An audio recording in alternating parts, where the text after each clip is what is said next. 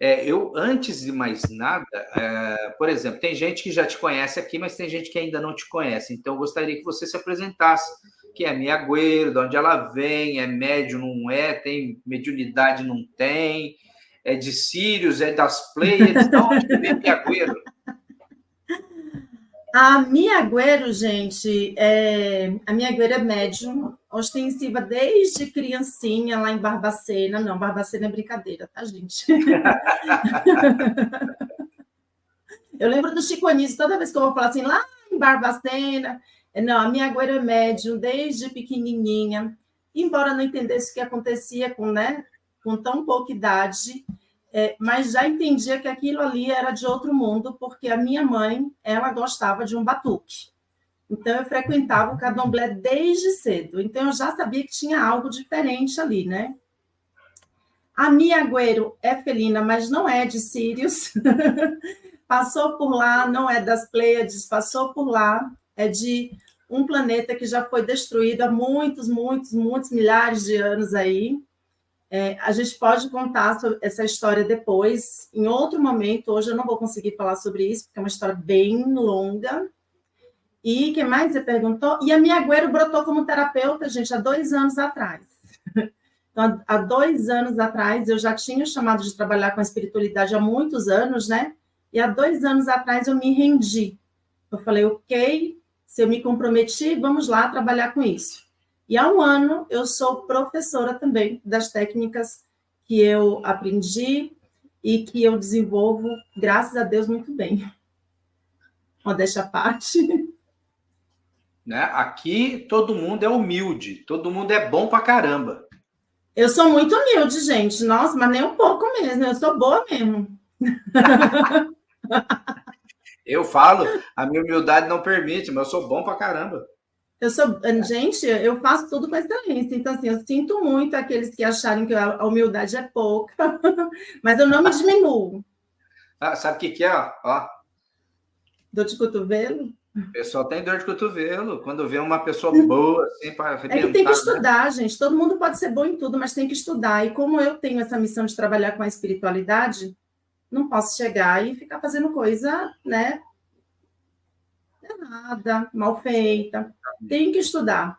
Então, quando eu resolvi trabalhar com registro acástico, já vinha aí há um tempo estudando. Uhum.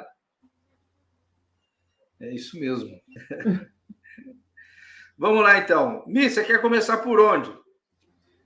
Meu querido, por onde você quiser. Você tem as perguntas aí para fazer para mim? Tenho Ou você quer que nada, eu eu... não tenho nada. Porque é o seguinte, qual que é o meu papel aqui? É o seguinte, é saber junto com Com as a pessoas que estão galera. aqui do lado.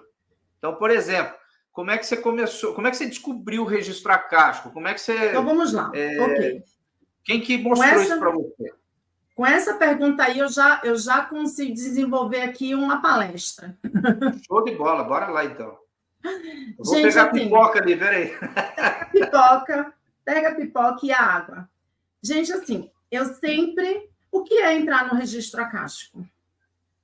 Registro acástico, o que é entrar? É entrar no campo e perceber tudo o que acontece e já aconteceu com você, nesta vida ou em qualquer outra vida, ou em vidas paralelas, ou em vidas futuras. Ter o conhecimento do registro acástico é ter liberdade para se conhecer e para resolver toda a tua existência que afeta a vida atual. Então, eu já entrava no registro acástico sem saber que era registro acástico, desde muito pequena, porque eu olhava para o Mário, por exemplo, e eu via o que o Mário foi na vida passada dele. Normalmente nas vidas mais recentes, 5 vidas para cá. Porque eu não tinha treinamento, eu não tinha conhecimento, eu não sabia nem o que eu estava fazendo. Então, eu acho que aquilo ali veio na minha alma já como meio de defesa, porque eu sempre fui muito dada. Eu sempre gostei de brincar com todo mundo, eu sempre fui muito sorridente, para mim não importa de onde a pessoa vem, como ela está vestida, eu sempre fui muito dada. E isso era perigoso, é perigoso até hoje, né, gente? É perigoso até hoje. E eu via o que aquela pessoa tinha feito na vida passada e se aquilo ainda estava reverberando na vida atual. Normalmente, quando eu via, é porque estava. E aí eu me afastava imediatamente daquela pessoa, porque aquilo para mim é como se os meus mentores estivessem falando assim, olha, cuidado com essa pessoa. Essa pessoa vai te fazer mal. E, gente, eu não estou falando mal de falsidade, de traição, estou falando mal de verdade, tá? Eu cresci numa cidade muito perigosa, muito perigosa. Se é que vocês me entendem, eu não gosto de ficar falando essas coisas no YouTube, porque pode derrubar a live. À medida que eu fui crescendo, eu fui tendo mais contatos com os espíritos, com os irmãos desencarnados. E eu também não sabia o que fazer com aquilo. Por quê? Eu cresci, eu tenho duas mães, tá? Uma que me criou, uma que me gerou. A que me criou é minha tia-avó. Família tradicional, católica. Eu fiz primeira comunhão, eu estudei para crisma, eu ia na missa de domingo, não importa se eu... Não estamos discutindo se eu gostava de ir para a missa ou não, tá? Era uma obrigação igual eu ir para a escola. Escola de segunda a sexta, domingo eu ia para a missa. Chegava na missa, eu via várias senhorinhas que já tinham desencarnado. Até me arrepia quando lembro. E as bichinhas estavam lá, assistindo missa, porque não tinha nem se dado conta que já tinha falecido. Só que elas eram tão palpáveis para mim que eu também não me dava conta que elas tinham falecido. Então, para mim, era só mais uma pessoa que estava na igreja. Quando eu entrei na adolescência, meu pai faleceu, eu tinha 8 anos de idade. Eu era muito grudada no meu pai até os 3 anos de idade, depois eu fui embora para a Bahia, meu pai ficou em São Paulo, e com aquele vazio enorme, né, sentindo falta do meu pai. Quando meu pai faleceu, ele foi me visitar. Ele faleceu de um acidente de moto, então foi um falecimento repentino, ele era ateu, ele não acreditava em nada, e quando ele se viu fora do corpo, eu acho que ele nem foi me visitar. Eu acho não, eu tenho certeza. Ele não foi me visitar, tipo, vou visitar a minha filha. Ele estava de passagem comprada para ir me visitar. E quando aconteceu o acidente, a primeira pessoa que ele pensou foi eu. Imediatamente ele se teletransportou para a casa que eu morava. E aí eu vejo, assustado, sem saber o que fazer, andando de um lado para o outro na minha casa. Era uma casa comprida, sala, cozinha e os quartos do lado. Então, ele ficava da porta da rua para a cozinha, da cozinha para a porta da rua, e parava, né, desse vai e vem, ele parava na porta do meu quarto e olhava para mim. Como ele estava muito nervoso, muito amedrontado, eu tinha 8 anos de idade, o que aconteceu? Eu fiquei com medo também. Um calor de 50 graus na Bahia, meu irmão, primeira coisa que eu fiz foi colocar o cobertor na cabeça, para não ver o que estava acontecendo. Aconteceu isso comigo. Cara, primeira coisa que eu fiz, eu falei, tem algo de errado. A primeira coisa que eu fiz foi pegar literalmente um cobertor, porque era um cobertor que ele tinha me dado quando neném, e eu tinha de apego, mas eu não me enrolava com ele, o cobertor só ficava do lado. Nossa, nessa hora, meu amigo, eu dormi com o cobertor na cabeça, acho que até o travesseiro acordou molhado de suor. Eu não sei que dia da semana ele faleceu, tá, gente? Mas eu sei que no dia seguinte, a minha mãe biológica foi me visitar, e o seu Carlos, cidade pequena, a gente conhece as pessoas pelo nome, né? Seu Carlos era o carteiro da cidade. Depois do almoço, tipo ali 13, 14 horas, chegou com um telegrama. Quando o telegrama chegou, o meu coraçãozinho de 8 anos de idade já previu o que tinha acontecido, porque já tinha visto, né? Eu já tinha visto meu pai lá. E aí, sim, ele tinha desencarnado. Quando eu fiz aí passou, né, gente? 8 anos de idade, minha mãe falou, olha, minha mãe foi super seca, né? Teu pai morreu, tá? Agora você não tem mais pai. Escutei aquilo e fui brincar, né? Quando eu fiz 12 anos de idade, foi que minha ficha caiu. 12 anos. Pré-adolescência, né? Aquela fase lá que ninguém quer passar, né? A gente passa porque é obrigado. A minha ficha caiu que eu não tinha mais pai. Todo mundo tinha pai, eu não tinha pai. Os pais iam nas festas de Dia dos Pais, as minhas amigas começavam a falar dos pais, os pais iam na escola buscar, e eu não tinha pai, cara. E eu me deu conta que eu não tinha pai. E aquilo foi muito frustrante para mim, porque eu já não tinha uma mãe presente, né? Porque quem me criava era minha tia-avó, que já era uma senhora de idade, que também não ia nas festas de Dia das Mães, não ia nada disso. Porque ela tinha outros filhos para criar, ela tinha as obrigações dela, e a obrigação de ir era da minha mãe biológica, que não ia. Então, eu me sentia muito... Gente, eu fiquei frustrada, né? E aí eu comecei a entrar em depressão e a me conectar com os irmãos sofredores, os desencarnados que estavam sofrendo. Então, eu não comecei a visualizar mais pessoas queridas. Eu comecei a visualizar, sabe aquele filme, aquela série Walking Dead? Quando os espíritos estão sofrendo, eles aparecem daquele jeito. Porque, quem assistiu o Nosso Lar, né, não precisa nem ter assistido Walking Dead, quem assistiu o Nosso Lar, tem um pedaço que o André Luiz vai visitar a esposa já está casada. Você assistiu, Mário? Vi. A esposa já está casada, está com outro. Segundo? Não, o primeiro, o segundo eu não assisti. O primeiro, tá. Uhum. Ele vai visitar a esposa, está com saudade, pediu permissão, deram permissão para ele visitar a esposa. Chega lá, a esposa já está casada, um casamento maravilhoso. O que acontece com ele? O cara fica igual um zumbi, igual... Ele surta. Fica daquele jeito. Gente, e aí, não gosto nem de ir. E aí eu comecei a ter pânico. Porque onde eu estava, eu vi um zumbi, né? Onde eu estava, eu vi um irmão daquele jeito e eu não sabia lidar com aquilo. Quando eu fiz mais ou menos uns 15 anos, eu assisti, querendo ser a mocinha, assisti o filme Exorcista com gente bem mais velha que eu, né? Na casa que eu estava. Pronto. Pânico de vez, gente. Pânico de vez. Eu faço tratamento para pânico até hoje, mesmo sabendo que aquilo é um filme, mesmo sabendo já controlar minha mediunidade, mas foi muito terrível. E aí, o que eu fiz? Saí da igreja católica e comecei a procurar igrejas que eu pudesse me centrar. Então, eu já tinha liberdade de escolher a minha religião, a minha tia já não colocava imposição, fui para a igreja dos Mormons. Cheguei na igreja dos Mormons, não tinha nada, nem morto lá, gente. Nem os mortos queriam ir para a igreja dos Mormons. E era um negócio frio, um monte de americano, né? Eu cresci na Bahia, né? Gosto de falar, de abraçar, de saber da vida dos outros. Lá não tinha nada disso. Falei, não tá certo aqui. Aí fui para a igreja batista.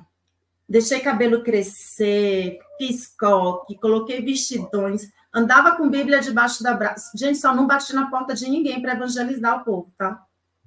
Mas foi a época mais feliz que eu tive na vida, porque que missão que? Nem sabia que eu tinha missão.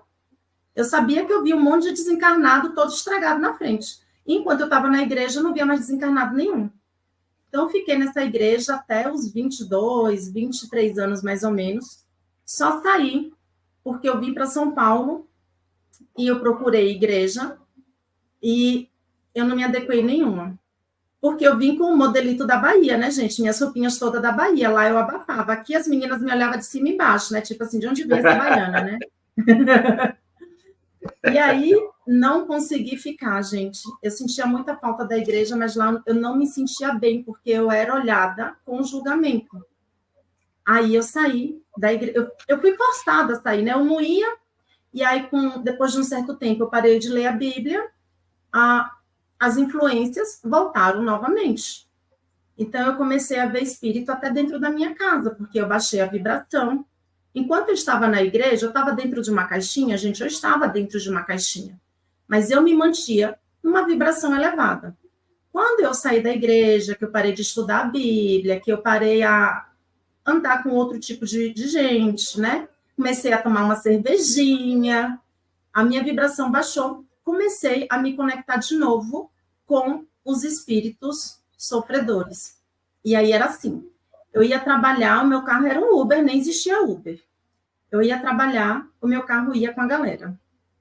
Eu saía do trabalho e o meu carro vinha com a galera. Eu estava em casa, eu acordava, tinha uma galera me olhando. Eu ia tomar banho, gente, aparecia alguém. E aí eu comecei a ficar muito surtada, mas surtada mesmo, maluca. Aí uma amiga minha pegou e falou assim, Mi, você precisa ir no centro espírita. Deus me livre, não frequento esses lugares, porque a minha mãe me levava quando era criança. Gente, eu chamo de candomblé, mas eu nem sei se lá era um candomblé mesmo. Mas assim, matava bode, galinha, essas coisas aradas, né? Fazia trabalho. E quando ela falou um centro espírita, a minha mente de recém-evangélica já ia para essas coisas. Eu falei, Deus me livre, isso é coisa do capeta, não vou não. Não vou. Até que teve um dia que eu tive uma crise muito forte E ela chegou para mim e fez assim: ou você vai no centro comigo, ou você não precisa nunca mais olhar na minha cara. Desse jeito. E aí, assim, uma amiga que eu tinha como irmã, sabe? Aí eu falei assim: tá bom, eu vou uma vez. Se eu não gostar, você me libera desse compromisso? Porque eu não quero ir. Ela falou: se você for só uma vez, depois você vai por escolha, você não vai obrigada. Quando eu cheguei no centro espírita, Mário, um lugar lindo, calmo, tranquilo. Já vi logo uma Bíblia em cima lá de uma espécie de altar, mas não era um altar, eu entendi, né, com aquela mentezinha fechada, um altar igual de igreja, né, um púlpito. Eu já vi a Bíblia lá e já dei uma respirada, né? Tranquilo, tá de boa. Não tô vendo nenhum tambor, não tô vendo nenhum barulho, tranquilo. Sentei para escutar a palestra e quando eu tô saindo, um senhor me cumprimentou. E assim, gente, eu sou apaixonada por gente mais velha, tá? Eu adoro conversar com quem tem mais de 60 anos, porque para mim é sinônimo de sabedoria.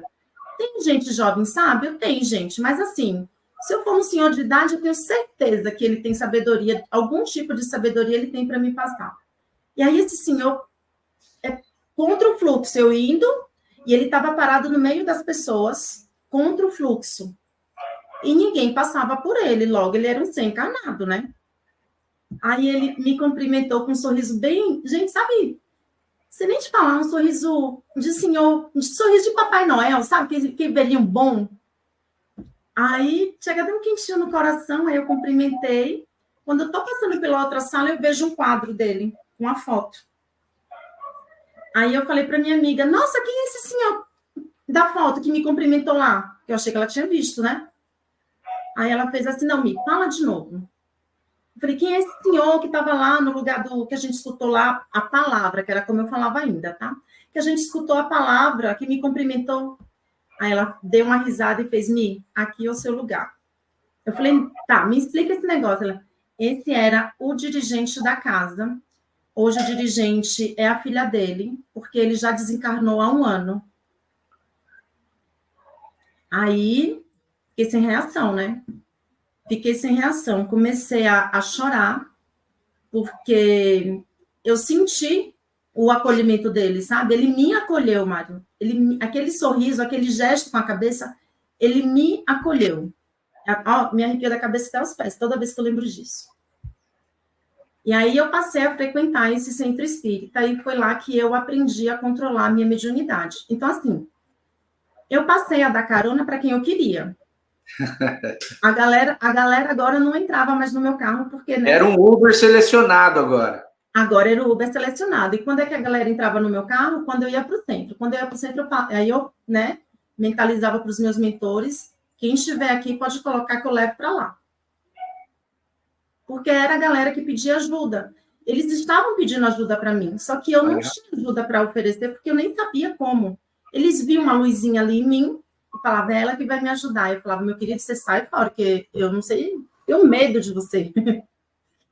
E aí, depois que eu passei a controlar a minha mediunidade, então eu passei a visualizar os desencarnados quando eu me permitia, eu passei a psicografar, não psicografo mais, tá, gente? Mas eu passei a psicografar, eu passei a fazer encaminhamentos, eu fiz graças a Deus eu fiz, graças a Deus e as pessoas desse centro espírita, gente, eles me ajudaram muito, muito, muito, assim, se não fosse centro espírita, não seria eu hoje. Talvez eu nem estivesse numa viva, porque eu estava tão surtada que eu poderia ter cometido, né, por loucura, poderia ter cometido aquele ato. Uhum. E só que assim, chega uma época que a fonte seca para você. Você aprende tudo o que você precisa aprender e depois você não tem mais nada para aprender naquele lugar. São casas de passagem. Como eu sou uma professora de passagem para todo mundo. Então, se você vem, você aprende comigo o que eu tenho para te ensinar e você vai embora. Não quero aluno de estimação. Porque se o aluno está comigo de estimação, é porque eu não estou ensinando nada. Né? Então, assim, quer ficar comigo como amigo, amiga? Nossa, adoro. Mas para ficar todo dia fazendo os mesmos cursos, é porque eu sou uma péssima professora, né? Então, nesse centro, depois de 4 anos, mais ou menos, as coisas começaram a acontecer para que eu saísse de lá, para que eu ficasse incomodada, sabe? Então eu comecei... Só 4 anos? Nossa, você acha pouco? Eu fiquei 18. Não vou te julgar, meu amigo. Não vou te julgar. E precisou vir a Covid para fechar tudo para eu poder sair e fazer o que eu tinha que fazer. Não vou te julgar, tá? Cada um tem um tempo, sabe, Mário? Eu tenho amigas da época que ainda estão no mesmo centro. Então, assim, cada um tem um tempo.